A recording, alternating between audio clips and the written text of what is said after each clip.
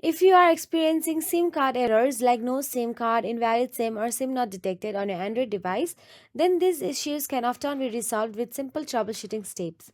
So today we are here with a guide on how to fix this problem. So let's get started. The first solution is reboot or restart your phone. Restarting your device is often the first step in troubleshooting any issues with your Android device. This simple action can help reset various software components and clear temporary glitches that may be causing the no SIM card problem on Android. Now, the other one is Clear SIM Toolkit app data. Android phones have an app called SIM Toolkit for managing SIM card functions. If something goes wrong with this app, you might see the no SIM detected error on Android. So try resetting it. Go to settings, tap on app, then simply tap on SIM Toolkit app and tap on it. Then simply tap on clear data, clear all data. Don't worry, it won't delete your contacts.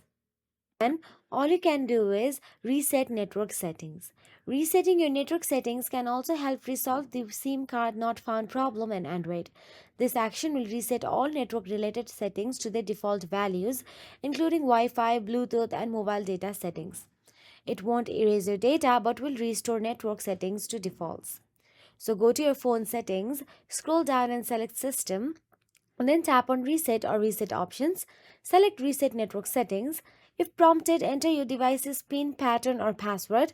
Then confirm the action by tapping on Reset Settings. So that is it. If you found this video helpful, please like, share, and subscribe. And thank you so much for watching.